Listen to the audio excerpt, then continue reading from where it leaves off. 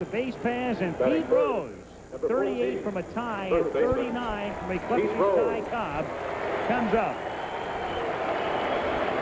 You know, there's a way to win at this ballpark. Hit the ball down.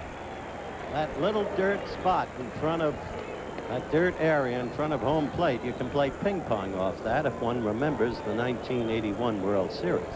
Drove the Yankees crazy, the Dodgers. Well, George Frazier lost 3 games throwing his sinker. They just hit those high hoppers. Took advantage.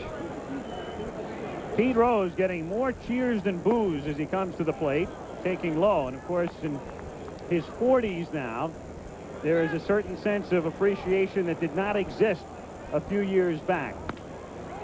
Rose grounds it to the right side, and Brock is there to handle this one.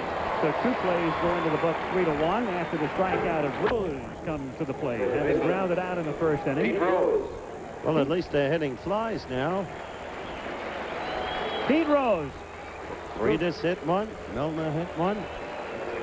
Funny thing, you walk into the Reds clubhouse.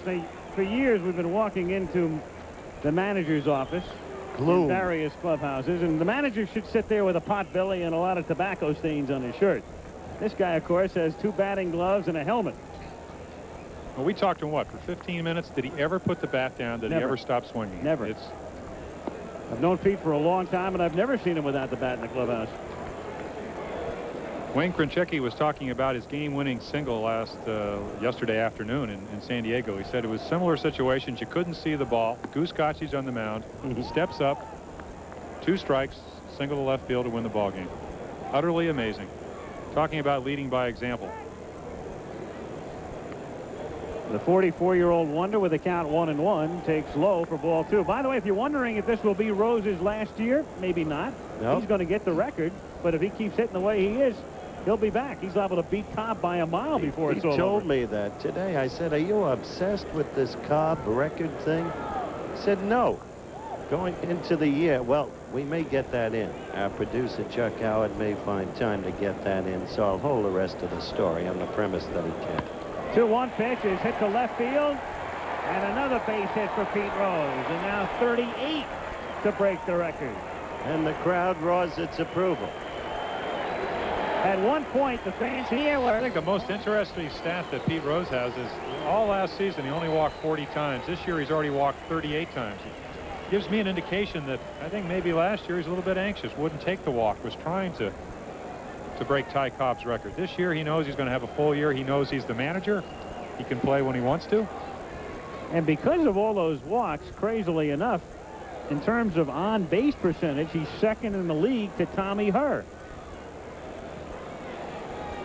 You believe the year Herr is having? Well, they've wedged him into a pretty nice little lineup there, haven't they? And this was the only hit of the game for the Reds. Hit the ball where it was pitched.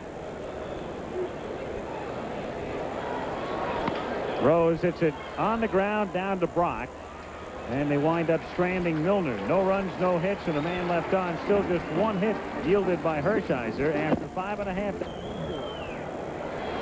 Oakland and Memphis Saturday, USFL playoff action, and then Sunday, winner of that New Jersey-Baltimore game against the Birmingham Stallions. 9th inning here, 8-1 Dodgers. Pete Rose to lead off, who is 1 for 3. And Orel Hershiser 3 outs away from win number 8.